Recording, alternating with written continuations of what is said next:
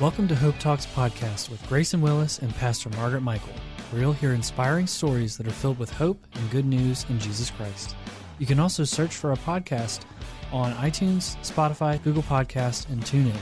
We would love your feedback and invite you to take a short anonymous survey.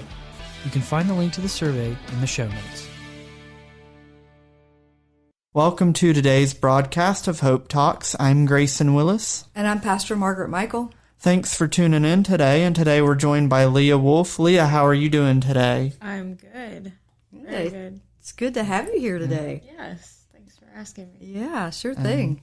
So we are about sharing hope with others, and as I've watched your life, it certainly has been hope-filled as I've watched you grow and come out of a really, probably I could say, dark place, right?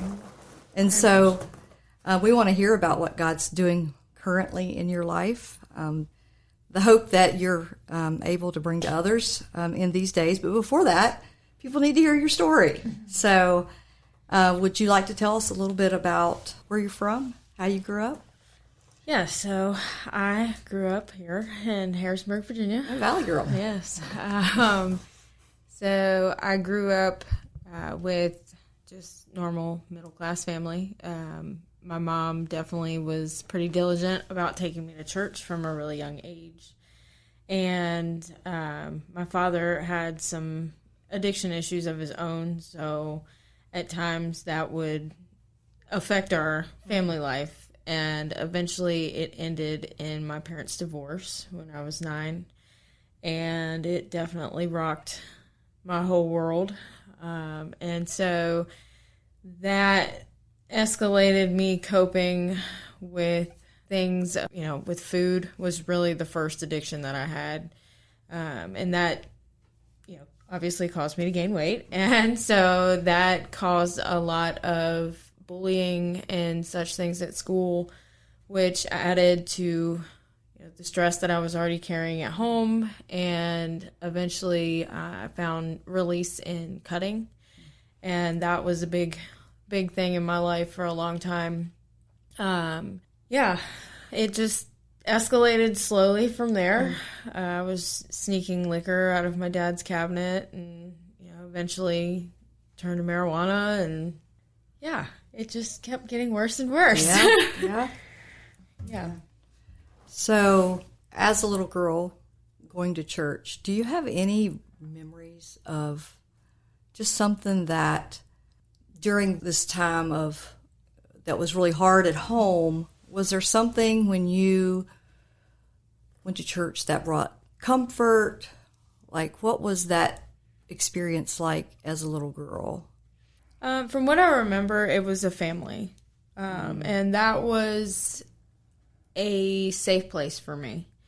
A lot of the kids there I was very close with. We would go on retreats a lot, and I'm still friends with some of those people, so that was a really core family. I actually lived with our pastor with my mom for like 3 years during the divorce. So they were our safe place, and I was really good friends with her daughters and all of the family that was attached to that. And I also really found what I didn't realize at the time, but it was a calling. And that was, I was leading children's ministry, and I was a child in ministry. So they would let me sometimes just lead on what I felt like the Lord was doing in my life, or just speak about what he was talking to me about, kind of thing. I don't really remember like the details of it, but I remember thinking I was, really important. I was like, yeah, I get to do this. So that was definitely a stepping stone that I didn't even realize was one at the time. Yeah. And you're talking about, that was how it made you feel. But isn't that the truth when we find our place, that it brings joy? Mm-hmm. Like we find this fulfillment that we never find anywhere else in serving. So that's really cool. So you mentioned that you helped lead the children's, how did that come about? I don't really remember, honestly. I remember one of the children's ministry people, they kind of were just like, hey, like, you know, it wasn't like official. It was like, hey, like, let's let you talk about this, because apparently I had a lot to say. And so that's kind of how that went. It wasn't like, oh, you know, in the bulletin, like Leah's leading children's ministry or anything. But I do remember I was really into teaching. Like, that was a gifting that I had, and they let me feel that gifting at times when it was appropriate. So Yeah, it sounds like you had leaders that were not just there to be up front themselves, but they saw purpose in others and gave you that platform that they could have had. yeah. But they gave it to you because they saw that you had the gifts. That's really cool. Yeah. That'll preach. So, fast forward, you've talked about this, what started as an eating and addiction. It's a comfort thing, right? When everything else around you, it's the one thing you can control. Things taste good. So it starts there, but it took you further than you wanted to go, probably. Yeah. Would you like to talk about that? Yeah. So I kind of experimented with marijuana, alcohol, some pills here and there. And that was on my own, just kind of trying to, you know, at the time, just trying to feel good and, you know, masking the pain in my life. And eventually I was about 14. I ended up in a really bad relationship, and that drove me to a lot harder things. Before long, I was using cocaine. Pills were a really big thing for me. And so that was really difficult to try to, you know, maintain this whole, you know, I'm cool kind of thing, you know, with this new guy. And I was so happy to have attention in my life that I didn't even realize that it was not good attention. Yeah. And so I was full in from, you know, our first, okay, let's be together. And I was with God in this place. I was pretty angry with God. I turned away from the church when I was 12. So that was before this relationship. I had a friend of mine die in a car accident, and that was my final straw. I was like, why would you take her away? You know, she was a great person, and there was I couldn't understand it. My pastor kept trying to explain, you know, free will and all that stuff, and I just wasn't having any of it. I had made up my mind, and I was done. She even bought me an apologetics Bible, trying to get me to understand, you know, because I had all these arguments. It wasn't just, hey, I'm mad. Like, I put some stuff behind it. Like, I was not here no more. And so that really changed my whole attitude. It wasn't just the drugs. Like, I was rebellious. I fought with my parents constantly. My dad was now the cool parent, you know. So I was like total flip-flop from where I was. And so, you know, when this guy came along, it was like, hey, like, that's not part of me anymore. So basically there was no rules in my life. Right. And I realized I could make my own decisions, and I didn't care what anybody had to say about them. And so that was really the beginning of the downslide.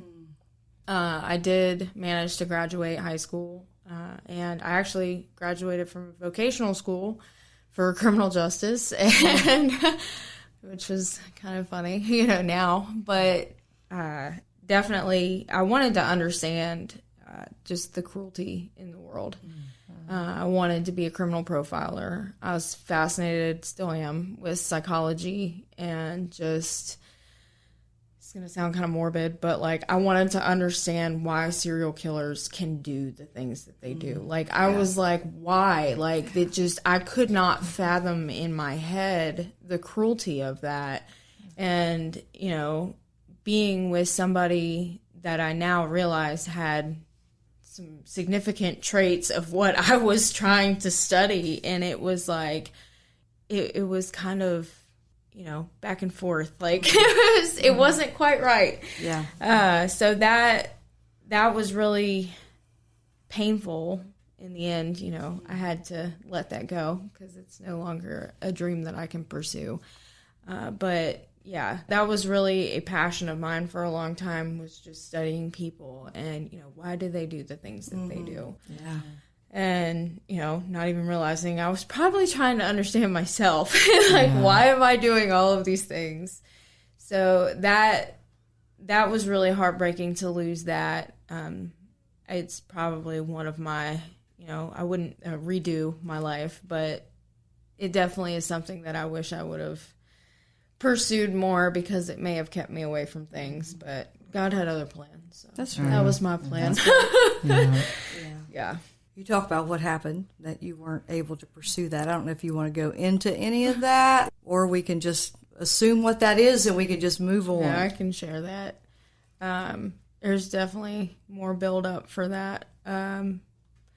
So after this relationship I was in, it got to the point where it was constant abuse, day-to-day basis. I was like constantly in fight or flight mode, and my life was definitely in danger more times than I can fathom and stay sane. So that turned into even more pain trying to mask.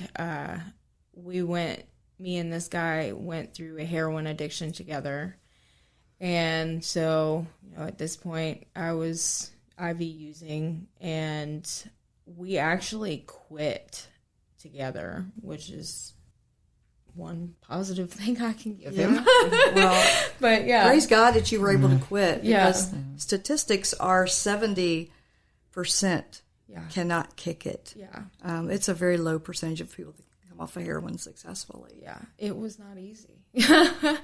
3 months in the bed, very sick, just very restless, just awful. I was actually trying to pursue a abnormal psychology class at Blue Ridge when I quit. And I ended up dropping out of school because it was too overwhelming. I was also working 2 jobs. I was, what people like to call a functioning addict at the time. But when I came off of it, I could not. I was to the point where I couldn't function on it, and I couldn't function without it. And a lot of things happened to actually cause us to make the decision to quit. But it was not even a month after I have to say it's longer than that. It was a couple months after we had quit. He introduced me to meth. Mm-hmm. And I had never liked it, doing it the normal way. And first time, I was done. It wasn't long after that I lost everything. Lost my car, lost all relationship with my parents. I lost my job. I lost a place to live. It was bad. And through this is when our relationship got to the point where I could not anymore. And so I left. And at this point, I have nothing. He has alienated me from all of my support system through this relationship. We were together for 6 years. And so that led me to street life. And street life with an addiction, I decided I was going to start dealing drugs. And so, now I look back on it, I'm like, you were an idiot. But at the time, that's where I wanted my life to be. And I didn't think that I could come out of it because I had too much weight on my shoulders. And so it really didn't last too long, probably a year. I ended up catching some charges for distributing. And so I went to jail. I ended up getting back out on bond, calling the same person that had caused me so much pain to begin with, and he bonded me out. And it wasn't, I don't know, a month, and I was like, I can't do this. And we parted ways again. But, instead I was like, well, I'm not going to deal to fuel my addiction, and started doing other things with people. Just being in that crowd of people, I ended up being with the wrong person in the wrong place at the wrong time, and caught some more serious charges. And, knowing me, I was guilty of so much. I was like, hey, here I am. It is what it is. I ended up doing 2 years in prison and lots of felonies to ruin all of my schooling. So that was quite the journey. And unfortunately, I was prepared to go. I knew where that road was going to take me because I'd been to school for it. I was like, I already know where I'm going because of this, So Yeah. it was okay with me. And I'm like, crazy now. I'm so done with that life. When I see people and work with people now and see that in them, I just like, God, you're the only one that can change this, Right. because I've been there and I just know. And it's it's a caution to the wind determination. I don't know how else to describe it. So yeah, that 2 years, I got out and did okay for a while. I came home to live with my parents, and they didn't trust me. I wasn't even allowed to have a key to the house, so I couldn't be home, without somebody there. And so that was kind of discouraging. And at this point in my life, I don't think I was spiritually mature enough to understand that I had to build that back. I definitely had found God in jail. So it was a God thing for me to have gone in and be sat down and be stripped of all of the things around me.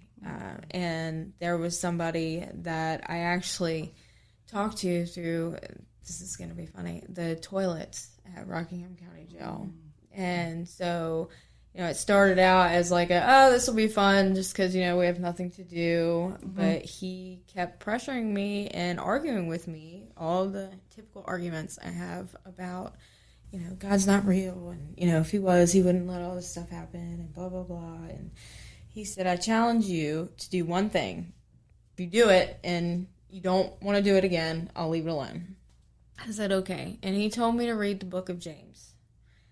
And so I did, and I don't know, what happened, but it was everything in my life that I was experiencing, the brokenness of the world was in those pages. Mm-hmm.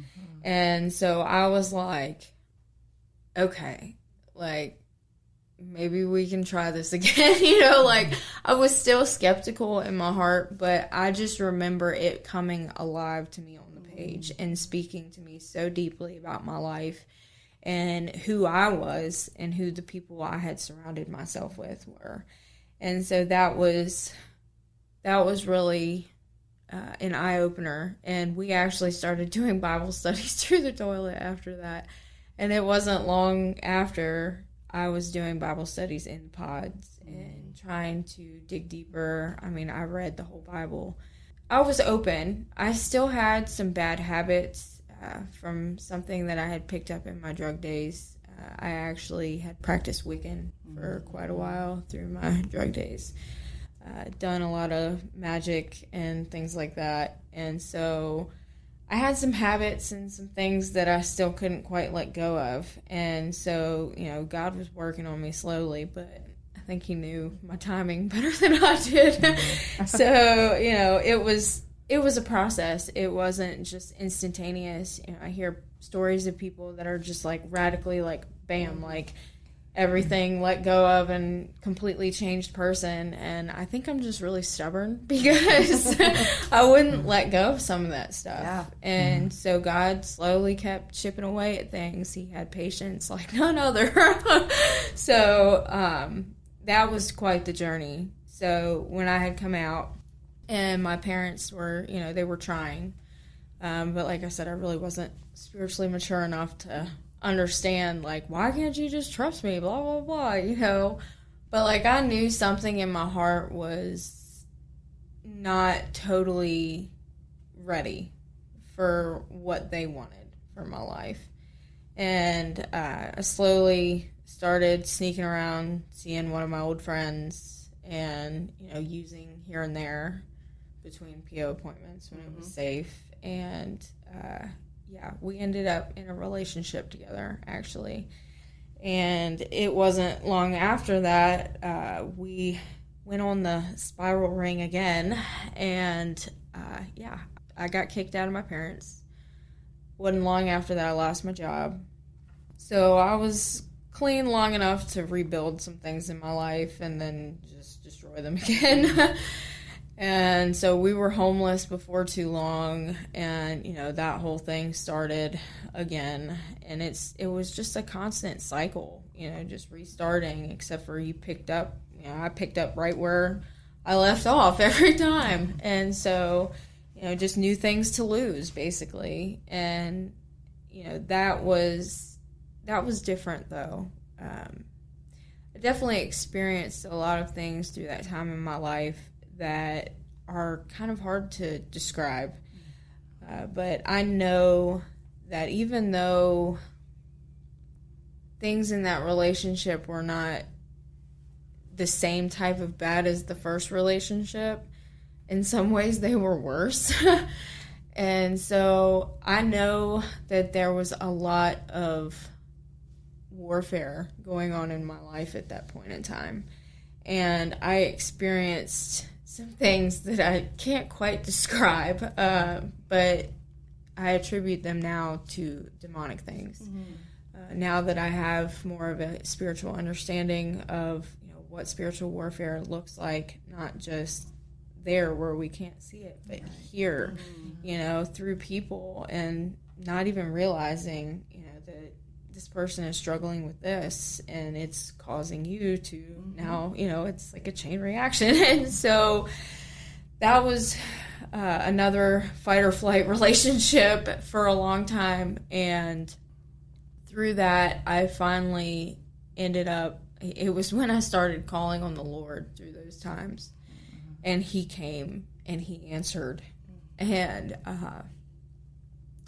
he saved me more times than I care to admit. But I'm so grateful for it, because I wouldn't be here today. That's right. And so that definitely grew my relationship beyond anything what I thought it could be. Thank you.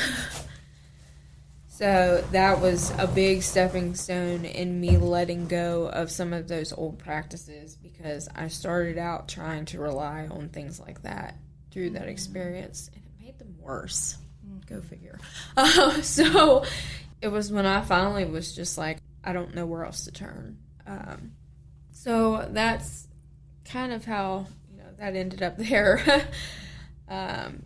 After I left him, I was still hopping around homeless, still trying to make it here and there, but still trying to do things as well as I could. Like, I didn't want to dive back in with caution to the wind, but I didn't know how else to survive at that point. And I still had an addiction that I didn't know how to kick.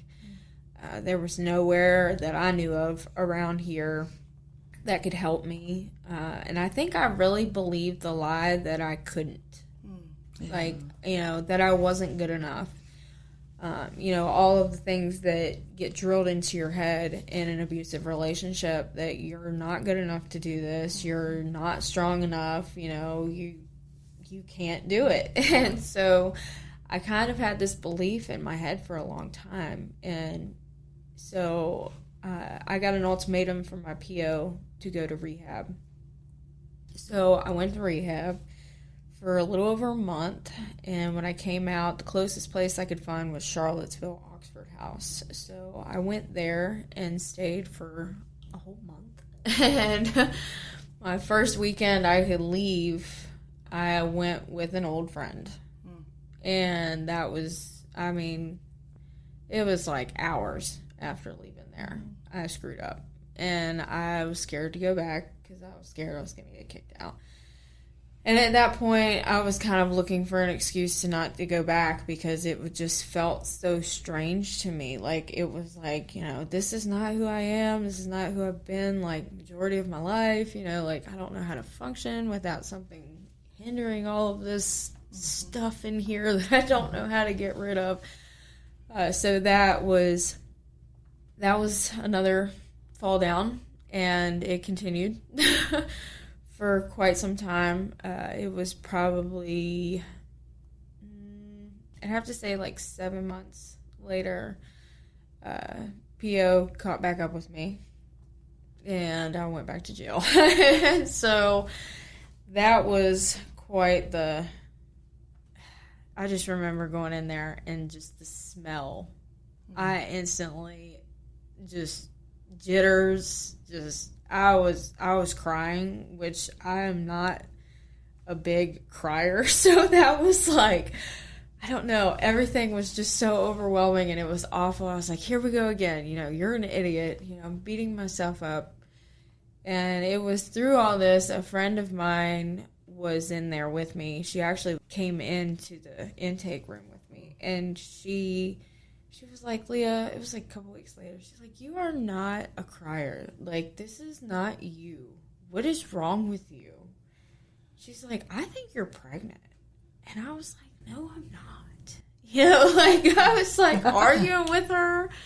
And about a month and a half in, it's long enough to really know. And I was like, okay, I think I need to go take a test. And turns out I was pregnant. And lots more tears. I was freaking out. Yeah, I never even thought I could have kids, honestly. Just constant drug use. There was never a time where I had ever had that concern of, one would make it. Mm-hmm. And so this was like, okay, like, what am I going to do? Like, I'm in jail. And, obviously the situation was not ideal. And it was not what I ever pictured as starting a family one day in life. And it's not something I even thought about. Like, I had never really wanted kids. I had kind of helped mother my cousin's children for a while. And so I was attached to them. I love them to pieces, but, like, I could never picture, like, me having my own, like, so I was freaking out on so many different platforms in so many different ways, like, how is this going to work? I'm in jail, like, the dad, he's still out using, like, I'm like, oh, like, I didn't know what to do. And once again, God showed up, and he was just like, this is going to be it. Like, this is your choice. And it's either turn and run from the old life and run towards me, or you will lose what you have. Yeah. And it was a very long, I ended up getting sentenced to a year, and it was a very long year of just, probably some of the people in the jail, well, I was very, very moody anyway. I was craving food, and I couldn't have food, like commercials. Oh, they made me so angry. Dairy Queen commercial. I craved dairy products a lot, and they didn't have any real dairy products in there. Their cheese, it's fake. It's very fake. And so, like, I couldn't fulfill that craving. And every time I'd see Dairy Queen ice cream on a commercial, I would just be so angry. And I would just snap on somebody, and they didn't understand. And I'm like, if you knew, you would know. Like, the cravings are so different. Like, it's not just, oh, I really want that. Like, I want that now. So I was very hateful, and I know I was. But, I had my moments where I wasn't. Thank you for listening to today's broadcast of Hope Talks. We pray that part 1 of Leah Wolfe's testimony was a half hour of hope for your life. We also hope that you will join us next Sunday at noon right here on 1470 AM and 102.1 FM WBTX for part 2 of Leah Wolfe's testimony. May God bless. Hope Talks is sponsored by Church of the Nazarene Harrisonburg in partnership with Sunshine Ministries. Thanks for listening to today's podcast of Hope Talks. If you enjoyed the podcast, please subscribe for updates and the latest episodes. Also, if you're in the Harrisonburg-Rockingham County area, we invite you to listen on the radio each Sunday at noon on 1470 AM or 102.1 FM WBTX.